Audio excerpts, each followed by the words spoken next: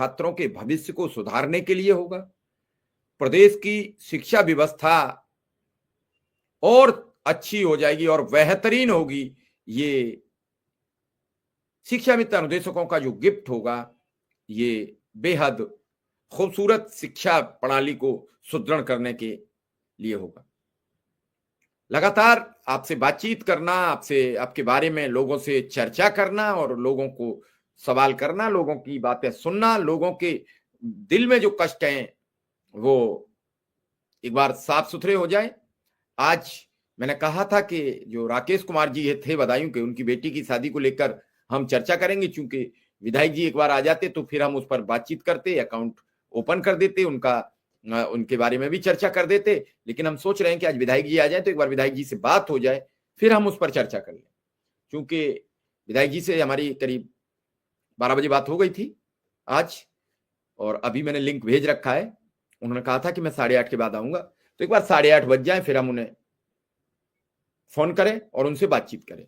मेरा मकसद यह है कि विधायक जी से एक बातचीत हो जाए और विधायक जी कल लखनऊ पहुंचेंगे, सदन में चर्चा होगी, सदन में बातचीत होगी, तो जो बातें विधायक जी ने कही हैं वो एक बार पुनः याद दिलाई जाए।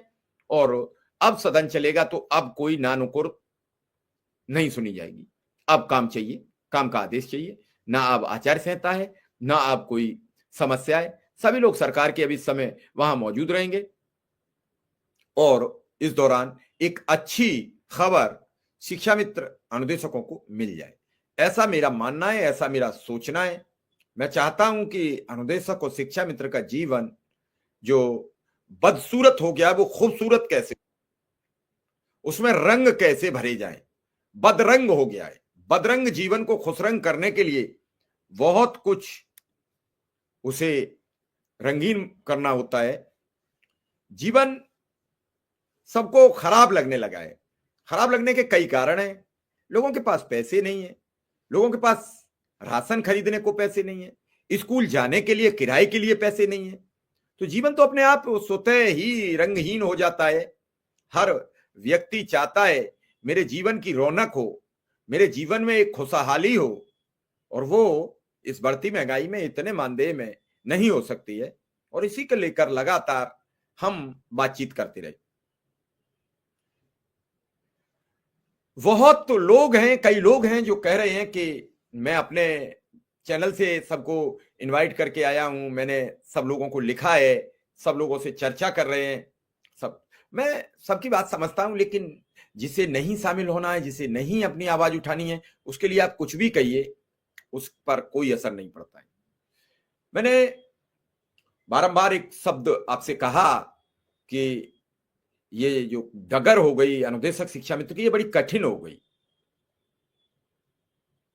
और इस कठिनता में जाने कितनी कक्षाएं, कितनी क्लासेस हो गई।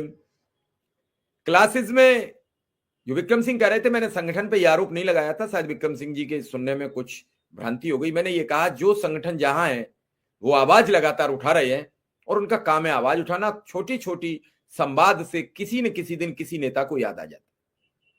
लगातार लोग मिलते रहे, कोई अपना मांग पत्र देता रहे, विधायकों से मिलते रहो, सांसदों से मिलते रहो, मंत्रियों से मिलते रहो, सब कहीं न कहीं जाके एक दिन एक मुकाम पर इकट्ठे होते हैं, और फिर जब चर्चा करते हैं तो फिर सब एक बात कहते हैं, अरे यार वो सब तो ठीक है, लेकिन यार अब इस बार तो शिक्षा मित्रों ने, अनुदेशकों ने जीना हराम कर दिया।